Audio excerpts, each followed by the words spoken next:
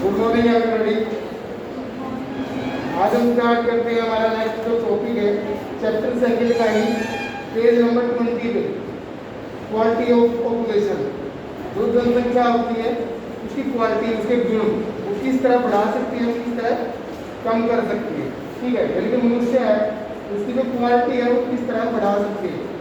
अब देख रहे क्वालिटी जो है हमने अभी जो पढ़ा था पहले, दो तीन बातें ऐसी होती है जो क्वालिटी बढ़ाने में हेल्प करती है। ठीक है, पहली तो हमारी क्या है, एजुकेशन। ठीक है, दूसरा हमारा हेल्थ, जो स्वास्थ्य है वो सही रहेगा तो लोग जो है समाज जो है उसकी काम आ सकते हैं। ठीक है, उसकी भलाई कर सकते हैं। एक बीमार व्यक्ति है जो घर पे ही पड़ा है, क्या वो सामाजिक कार्य किसी तरह की नौकरी वगैरह कर सकता है? वो नहीं कर सकता। ठीक है, तो हेल्थ है। दूसरा, पढ़ा लिखा हो, एजुकेटेड हो, उसको नॉलेज होनी चाहिए ताकि जो है वो दूसरे लोगों की या समाज की हेल्प कर पाएगा या प्रोडक्शन में जो है योगदान दे सकेगा। तीसरा हम कह सकते हैं स्किल। वैसे जो स्किल है उसको हम एजुकेशन की हेल्प से बढ़ा सकते हैं। ठीक है, स्किल को हम एजुकेशन की हेल्प से बढ़ा सकते हैं। एक और इसमें ऐड कर सकते हैं ट्रेनिंग। ठीक है, मान लो आपको कोई काम नहीं आता तो ट्रेनिंग देकर क्या कर सकते हैं, वो काम आपको सिखाया जा सकता है। ठीक है, ट्रेनिंग दी जाती है ना, जैसे रिहर्सल वगैरह करके आप कोई प्रोग्राम होता है, ठीक है, डांस में, सिंगिंग में पार्टिसिपेट जो आप कर रहे होते हो या गेम में पार्टिसिपेट कर रहे होते हो, तो जब आप उसकी रिहर्सल तैयारियाँ वगैरह करते हो वही तो क्या होता है, ट्रेनिंग होती है ना आपकी। ठीक है, कि डांस टीचर है, म्यूजिक टीचर है, वो आपको बताएगा कैसे इस स्टेप लेना, क्या करना, जो भी है। तो हर तरह की जो चीज़ें है वो ट्रेनिंग की हेल्प से जो है सिखा सकते हैं। The quality of population depends upon the literacy rate, health of a person indicated by the expectancy and skill formation acquired by the people of the country. ठीक है, तो जो क्वालिटी है पॉपुलेशन की, यानी कि जनसंख्या हमारे यहाँ पे किसी व्यक्ति के जो गुण हैं वो किसके ऊपर डिपेंड करते हैं कि लिटरेसी रेट, यानी कि एजुकेशन कैसी है, हेल्थ, स्किल, ट्रेनिंग, ये सब चीज़ें इनके ऊपर डिपेंड करता है कि वहाँ के जो लोग होंगे वो कैसे होंगे। ठीक है, जैसे जापान में बहुत ज़्यादा टेक्नोलॉजी है।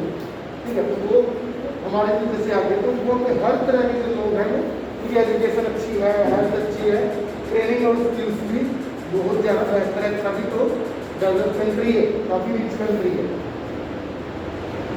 Equality of the population ultimately decides the growth rate of the country. ठीक है, तो क्वालिटी होगी पॉपुलेशन की या जनसंख्या के जो गुण होंगे वो क्या करेंगे, किसी कंट्री के विकास में सहायता करेंगे।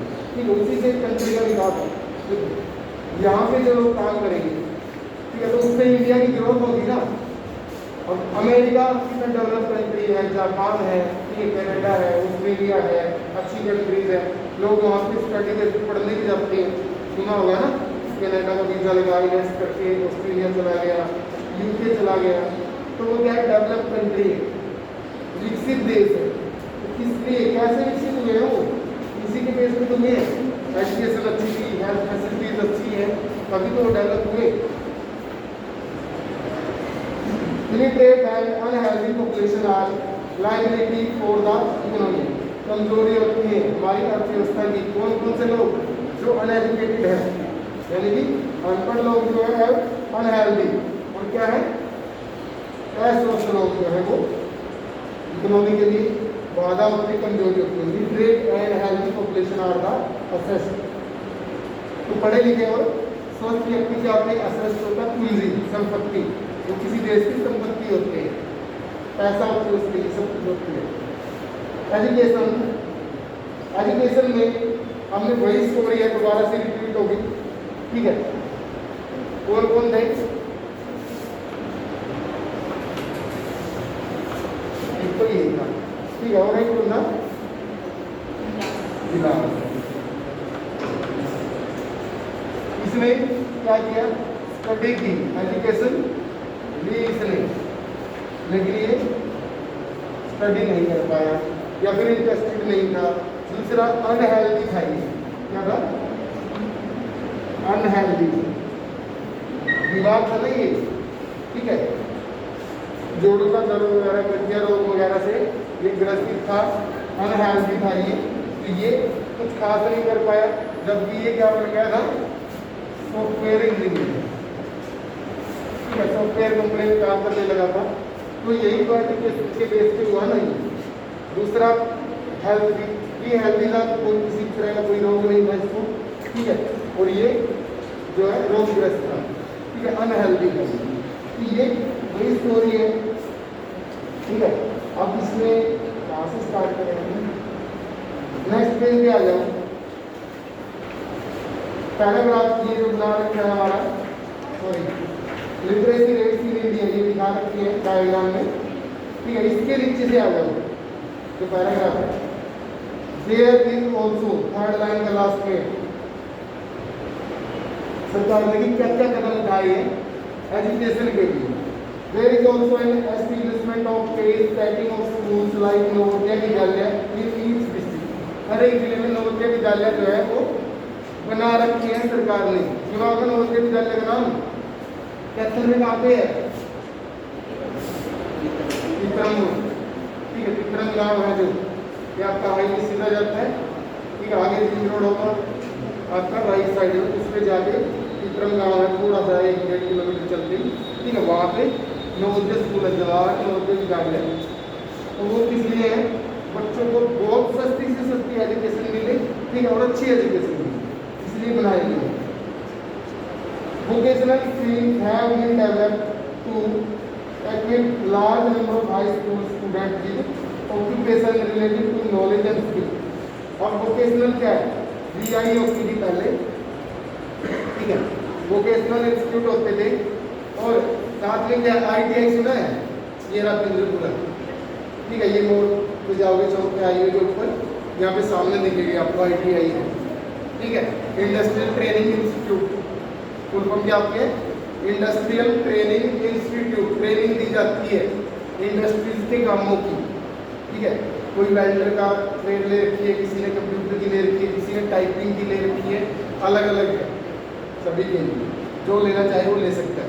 उससे क्या डिफरेंस आता है, क्या उनको बेनिफिट मिलता है कि वहाँ पे जो काम सीख के, कोई डीजल मैकेनिक है, कोई कुछ है, तो मारुति, हीरो, होंडा जो अच्छी कंपनी है ना, उनमें जॉब करने के लिए उनको अवसर मिलती है, ठीक है, मौके मिलते हैं वहाँ पे जाने के। इसलिए स्टूडेंट जो है अपने किसी अलग तरह का बिजनेस भी कर सकता है। जैसे डीजल मैकेनिक हो गया, डीजल मैकेनिक में जो डीजल वाले इंजन होते हैं ना, जैसे गाड़ियाँ होती हैं, ठीक है, उनकी रिपेयरिंग वगैरह, उनको कैसे ठीक करें, क्या उनका प्रोसीजर होता है, ठीक है, कैसे वो काम करती है, इस बारे में सिखाया जाता है। उसके बाद वो 1-2 महीना या 1 साल 2 साल जो भी है बाहर ट्रेनिंग लेके वो अपना बिजनेस भी कर सकता है, अपनी वर्कशॉप बना सकता है, ठीक है। ये जो मिस्त्री होते हैं, बड़े बड़े गैरेज खोल के रखते हैं कि बड़ी बड़ी गाड़ियों को ठीक कर रहे हैं, बड़ी भीड़ रहती है, बहुत से ऐसे, ठीक है। The plan outlay on education has increased from rupees 151 crore in the first plan to rupees 3,766.90 crore in the 11th plan। पहला जो 5 ईयर प्लान चलाया उसमें 151 करोड़ जो शिक्षा के ऊपर खर्च किया गया, जबकि 11वें में आते आते कितना हो गया? 3,766.90, ठीक है, इतने करोड़ हो गया। अब इसमें कितनी वृद्धि हुई माइनस करके देख लेना, ठीक है, कितना बढ़ा दिया। The expenditure on education as percentage of GDP rose from 0.64% in 1951 to 1952 to 3.0% in 2015 and 16, ठीक है। कि पहले 1951 में शिक्षा के ऊपर जो खर्च था, GDP होता है ग्रोस डोमेस्टिक प्रोडक्ट, GDP लिखा है ना, इसकी फुल फॉर्म होगी ग्रोस डोमेस्टिक प्रोडक्ट, ठीक है, सकल घरेलू उत्पाद। अगर इसकी हिंदी देखोगे सकल, हमारी सकल नहीं, ये वाली सकल है, सकल मतलब इकट्ठा उत्पाद। इंग्लिश में फुल फॉर्म ही लिखते हैं, हिंदी में वैसे याद कर रहे हैं, ठीक है। ग्रॉस डोमेस्टिक प्रोडक्ट यानी कि सकल घरेलू उत्पाद, उसका 0.64%। मतलब क्या है, देखो मान लो टोटल हमने 100 रुपये खर्च कर लिए, ठीक है। तो पहले 1951 में कितने पैसे खर्च होते थे, कितना पैसा खर्च हुआ, 0.64, यानी कि 100 रुपये में से 64 पैसे। समझ रहे हो, ध्यान से सुन लो, लिख तो बात के लेना। 64 पैसे, 100 रुपये में से 64 पैसे, ठीक है उस टाइम। लेकिन 2015-16 तक आते आते 100 रुपये में से 3 रुपये बढ़ गया ना। पहले 64 पैसे 1 रुपया भी नहीं था जो खर्च करते थे शिक्षा के ऊपर, लेकिन 2015-16 में कितना हो गया, 3 रुपये, ठीक है, जो लगभग 5-6 गुना बढ़ गया। नेक्स्ट पेज पे आ जाओ। And has remain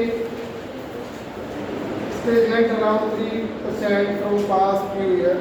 The literacy rates have increased from 18% in 1951 to 74% in 2010 and 11. Literacy rate भी तो बढ़ेगी अगर स्कूल हम बढ़ाएंगे, ठीक है, पैसा हम लगा रहे हैं शिक्षा के ऊपर, तो क्या होगा, जो साक्षरता दर है वो भी तो बढ़ेगी, ठीक है।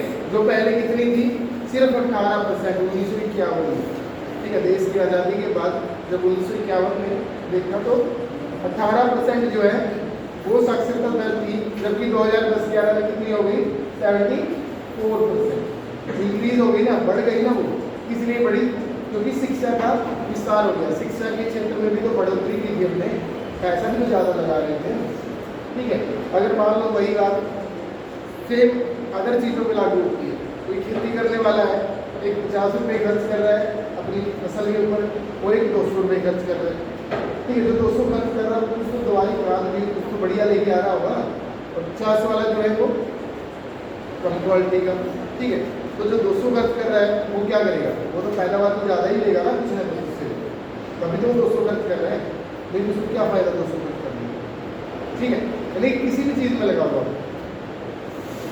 कोई शॉप कर लो आप, लाख रुपए लगा रहे हो तो लाख रुपए का सामान लेके आओ तो, ठीक है। एक 5 लाख रुपए लगा रहे हैं, वो 5 लाख का सामान लेके आए, या शॉप भी बड़ी रखने का, ठीक है, या उसकी जो अंदर से डेकोरेशन वगैरह है, फिटिंग वगैरह जो भी करवानी वो अच्छी रखेगा, ठीक है, या कंफर्टेबल रखेगा उसको, तो कैसे भी रखेगा, तो पैसा एक्स्ट्रा लगा रहे हैं तो बेनिफिट भी एक्स्ट्रा ही होगा।